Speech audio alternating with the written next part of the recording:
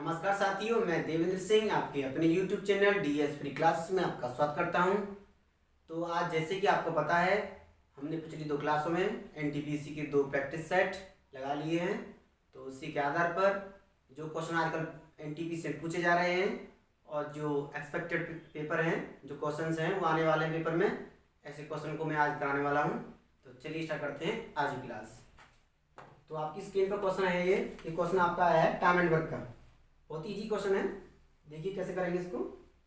क्या कह रहा है, A, B और C 20 दिन, 30 दिन और 60 दिन में एक काम को समाप्त कर देते हैं।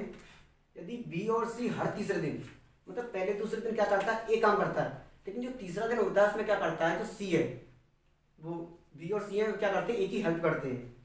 तो काम पूरा समाप्त कितने दिन में हो जाएगा। तो कैसे करेंगे, आपको पता है इस क्वेश्चन करते हैं ऐसे, सेम ये तरीका होता है। मैं जब भी क्वेश्चन करूँगा सेम ऐसे करता हूँ। A है, ये B है मेरे पास और ये C है। ये 3 बंदे हैं मेरे पास, 3 कोई लड़के हैं, कोई समझ लीजिए आप। तो क्या करते हैं, ये 20 दिन में काम को समाप्त करता है, ये 30 दिन में करता है और ये 60 दिन में। तो मैंने आपको बता रखा है, तो ऐसा कोई क्वेश्चन आता है तो हम क्या लेते हैं, इसका एलसीएम लेंगे या इसका मल्टीपल लेंगे। मतलब ऐसा क्या लेंगे जिसमें तीनों का क्या चला जाए, भाग चला जाए। मैंने 60 ले ली, तो 20 का 3 बार भाग जाएगा, 30 का 2 बार जाएगा, इसका 1 बार जाएगा। तो ये होगा 20 30 60, ये होगा 60 आ गया।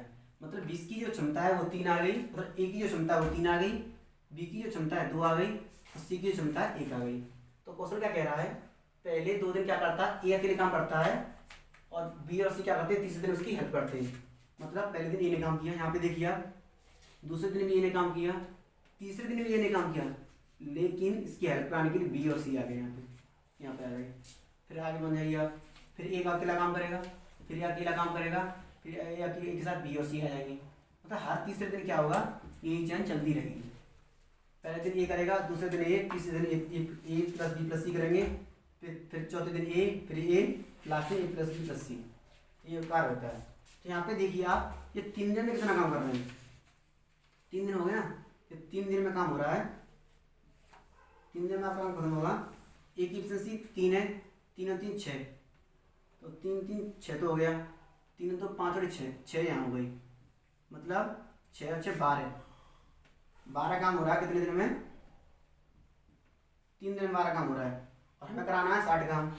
तो इसमें कितने काम कर दूँ कि ये हो जाए 5 हो गया, तो ये हो गया 60 काम। कितना हो गया, 60 काम हो जाएगा।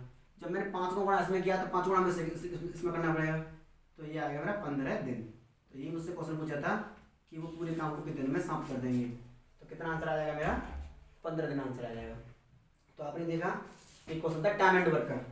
तो ऐसे इसकी टाइप बनते रहते हैं, बहुत सारे टाइप होते हैं टाइम एंड वर्क के, जो क्या है कि एग्जाम में पूछे जाते हैं। ये बहुत ही ईजी क्वेश्चन है, अगर आप इसको जितनी प्रैक्टिस करेंगे तो आपको ये बहुत ही आसानी से समझ में आ जाएगा। चलिए मैं आपको इस क्वेश्चन को एक बार समझा देता हूँ। A किसी कार्य कर रहा था 20 दिन में, B किसी कार्य कर रहा था 30 दिन में और C किसी कार्य कर रहा था 60 दिन में। हमने टोटल मार्क मान लिया 60 मान लिया। A की क्षमता 3, B की क्षमता 2 और C की क्षमता 1। पहले 2 दिन काम करता है, A काम करता है। पहले दिन A ने काम किया, दूसरे दिन B ने काम किया, लेकिन तीसरे दिन B और C इसकी हेल्प के लिए आ जाते हैं। सेम प्रोसेस आगे चलता है, पहले A काम करेगा, फिर B ये काम करेगा और तीसरे दिन A B C आ जाएंगे। तो मैंने यहाँ से क्या निकाल लिया, 3 दिन में काम निकाल लिया। 3 दिन में कितना काम होता है, 3 दिन में 12 काम होता है, क्योंकि पहले दिन A 3 करेगा, दूसरे दिन A 3 काम करेगा और तीसरे दिन A B C मिलाकर 6 काम करेंगे। क्योंकि A की एफिशिएंसी 2, B की एफिशिएंसी 2, सॉरी A की एफिशिएंसी 3, B की एफिशिएंसी 2 और C की एफिशिएंसी 1 है। 3 और 2 5 और 6 काम हो गया। 6 3 9 3 12, मतलब 3 दिन, ये पहले दिन का काम, दूसरे दिन का, तीसरे दिन का। तो 3 दिन काम में हो गया 12 काम हो गया। 12 5 60 और 5 15, मतलब 60 काम कितने दिन में खत्म हो जाएंगे मेरे, 15 दिन में खत्म हो जाएंगे। तो आपने देखा ये बहुत ही इजी क्वेश्चन था, तो आपने बहुत ही आसानी से समाप्त कर लिया है। तो चलिए हम बढ़ते हैं अगले क्वेश्चन पर। क्वेश्चन दे रखा है, इफ x बराबर 3 plus √8 then find x3 plus के 1/x3। हमें दे रखा है x बराबर दे रखा है हमें 3 प्लस के √8 और हमें वैल्यू निकालनी है x3 प्लस के 1/x3 की। ये हमारा क्वेश्चन है, ये अलजेब्रा का क्वेश्चन है। कैसे सॉल्व करेंगे इसे, तो यहाँ पे आप देखिए हमें x प्लस 1/x निकालनी है, मतलब एक बट्टे में भी चाहिए हमें। तो मैं जब उसको जोड़ूंगा, इसका मैं क्या ले रहा हूँ, 1/x ले रहा हूँ, 1/x। तो मैं इसे ले सकता हूँ 1/3 प्लस के √8। कोई प्रॉब्लम आपको यहाँ पे नहीं होनी चाहिए। अब इसका कॉन्जुगेट आपको पता होगा, कॉन्जुगेट क्या होता है, जब में a प्लस बी का कॉन्जुगेट होगा a माइनस बी, यहाँ पे साइन चेंज हो जाता है। तो ऐसे ही 3 + 8, 3 का कॉन्जुगेट क्या होगा, 3 - के √8। मैं 3 - के √8 से क्या कर दूंगा, इसमें गुणा कर दूंगा। यहाँ प्लस होगा तो यहाँ पे माइनस से गुणा करते हैं, तो सेम संख्या यही रहेंगी, दोनों संख्या यही रहेंगी, लेकिन साइन चेंज हो जाता है। अभी साइन चेंज हो गया, इसको क्या लिख सकते हैं हम, ऊपर तो सेम आ जाएगा, अपन का गुणा करूंगा तो सेम आ जाएगा 3/8। इसका गुणा करेंगे तो क्या आ जाएगा, 3 × 3 = 9 - के 8 बराबर आ गया मेरा 3 - के √8 बराबर 1 बराबर आएगा 3 - के √8। हमारे पास वैल्यू आ गई 1/x की वैल्यू क्या आ गई मेरे पास, 3 - के √8। मैं x और 1/x को जोड़ दूंगा तो ये हो जाएगा x + के 1/x बराबर क्या हो गया, ये तो हो गया मेरा x की वैल्यू दे रखी हुई है 3 + √8। भाई हालांकि समझिए, मुझे x की वैल्यू दे रखी है 3 + √8 और 1/x की वैल्यू क्या दे रखी है मुझे, मैंने यहाँ से निकाली थी आपके सामने, ये दे रखी है मुझे 3 - के √8। इस √8 से ये √8 कैंसिल हो गया, 3 और 3 क्या आ गए मेरे, 6 आ गए। मतलब x + 1/x वैल्यू मेरे पास क्या आ गई, 6 आ गई। तो यहाँ पे आपके पास एक फॉर्मूला होता है, जब भी आपको x + 1/x से x³ प्लस के 1/x³ में जाना है, इसकी वैल्यू निकालनी है, तो ये क्या हो जाएगा, a³ - के 3a हो जाता है। मतलब क्या हो गया, a³ - 3 मतलब a क्या मेरी 6 दे रखी है, तो 6 का क्यों करूँगा -के 3 × 6, तो ये आंसर हो जाएगा 6 का क्यों होता है 216, 216 - के 18। तो ये मेरा क्या आंसर आएगा, 216 में से 18 जाएंगे तो आएगा मेरा 198। ये क्या हो जाएगा, मेरा आंसर हो जाएगा। तो ये डायरेक्ट ट्रिक होती है, जब x + 1/x से x³ + 1/x में जाते हैं तो क्या ट्रिक होती है, a³ - के 3 होती है। मैंने यहाँ पे वैल्यू लगा दी और मेरा आंसर आ गया 198। तो आपने देखा, मैंने बहुत ही आसानी से इसकी क्या निकाल दी है वैल्यू। आगे वैल्यू कितनी आई है, 198। ये आपके सामने क्वेश्चन था अलजेब्रा का, ये बहुत ही इंपोर्टेंट क्या है सवाल है मेरे पास। मैं इसमें आपको एक ट्रिक भी सिखाने वाला हूं, तब तक आप इसका क्या कीजिए, स्क्रीनशॉट ले लीजिए। तो इस क्वेश्चन को सॉल्व करने का क्या क्या मेथड है, आप देखिए इसमें इसको कैसे सॉल्व करते हैं। ये आपको वैल्यू दे रखी है, x की वैल्यू दे रखी है, 3 + √8 की वैल्यू दे रखी है। जब भी मैं इसका स्क्वायर करूँ, मैं इसका स्क्वायर करूँगा तो ये आएगा 9, इसका स्क्वायर करूँगा तो ये आएगा मेरा 8। जब भी इसका डिफरेंस 1 आएगा, क्या आएगा, 1 आएगा, तो x इसका जो रेसिप्रोकल होगा 1/x होगा, उसकी वैल्यू क्या आएगी, सेम आएगी, लेकिन बीच में क्या आएगा, माइनस आ जाएगा, 3 - के √8। ये चीज़ मैंने सॉल्व करके निकाली थी, लेकिन यहाँ पे ट्रिक है, जब मैं इसका स्क्वायर किया मैंने 9 आ गया, इसका स्क्वायर किया 8 गया।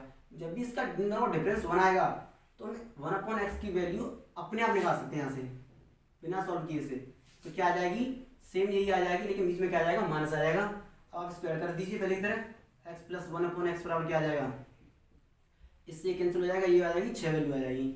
आपको पता है जब x इससे x³ + के 1/x³ आपको वैल्यू निकालनी है। जब आप इससे इस पे जाते हैं तो आपको क्या होता है, a³ - के 3a, ये क्या ट्रिक होती है, आपको याद रखनी चाहिए। तो ये हो जाएगा a³ मतलब 6 का क्यूब 216 - के 3a 18, आपका आंसर आ जाएगा 198। तो ऐसे ही आप छोटी छोटी ट्रिक के माध्यम से ऐसे क्वेश्चन को क्या कर सकते हैं, बहुत ही आसानी से सॉल्व कर सकते हैं।